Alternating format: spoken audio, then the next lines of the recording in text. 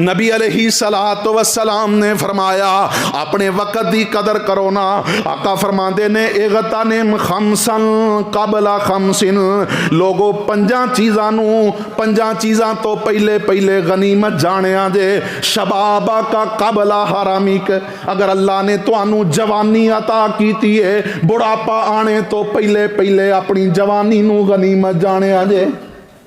और पता जे ना जिस वक्त बूढ़े हो जाते ने लोगों का दिमाग कम करना छड़ जाता है, आंदा एवें अवा तवा बोलता है, यदि अकल माऊफ हो गई है, अल्लाह अकबर कबीरा, लत्तां तो कमजोर हो गया, चाहता है कि मैं मस्जिद के अंदर जावा, चाहता है मैं बाजमात नमाज अदा करा, लेकिन सेहत इजाजत नहीं दिंदी, बुढ़ापा आड़े आ जाता है। अल्लाह अकबर कबीरा, हत्ता के ओ वेला भी आ जाता है कि ये अपने तियां पुत्र आंदे ने कि दुआ करो अल्लाह इहदे नालों इसनूं पर्दा ही दे दे। क्यों जी, हुंदा इंज कि नहीं हुंदा? मेरे मोहतरम भाइयों, नबी अलैहिस्सलातु वस्सलाम ने फरमाया इग़तनिम खमसन कबला खमसिन, लोगो पंजा चीज़ां तो पहले पहले गनीमत जानिया जे। शबाबा का कबला हरामिक, अपनी जवानी नू बुढ़ापा आन तो पहले गनीमत जानिया जे। वसेहता का कबला साकामिक, अपनी सेहत और तंदरुस्ती नू किसे बीमारी दे आने तो पहले पहले गनीमत जानिया जे। वागिना का कबला फकरिक, अपनी तवंगरी नू अपनी मालदारी नू किसे मुसीबत परेशानी आने तो पहले पहले गनीमत जाने दे। व फरागा का कबला शोगलिक, अगर अल्लाह ने फरागत दी है किसे काम दे अंदर मसरूफ होने तो पहले पहले अपनी फरागत नू गनीमत जाने दे। व हयाता का कबला मौतिक, फरमाया अपनी जिंदगी नू मौत दे आने तो पहले पहले गनीमत जाने दे।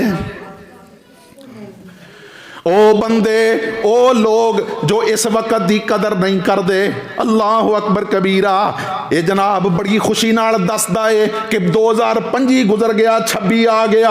अल्लाह अकबर कबीरा, इस वक्त की कदर कोई नहीं की, अपना मुहासबा कोई नहीं किया कि मैं इस पूरे साल विच की खटिया ते की नुकसान किया। अपना मुहासबा नहीं करता, जदों ये फौत हो जाएगा यदि बदअमालियां दी इसनू सजा मिलेगी ते फिर अल्लाह दी अदालत दे अंदर कहेगा काश के सानू वापस लौटा दिता जाए। फरजेना नामल सालिहन इन्ना मुकिनून,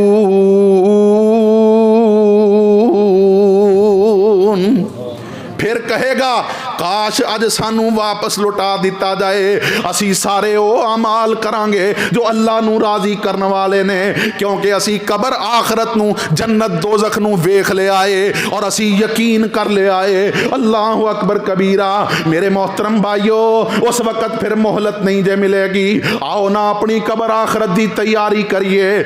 मीम मौत वाली आन हवा वगी, लोगो वसदे शहर वीरान हो गए।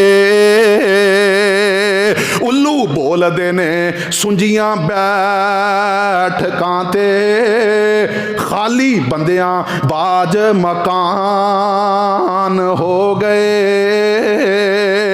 ते जिन्हां बागां दे गए ने टुर माली, जिन्हां बागां दे गए ने टुर माली, वो सुक के ढींगरां वांग हो गए। ते पुत्र जिन्हां दे नहीं जहान उत्ते, गुम उन्हां दे नामो निशान हो गए।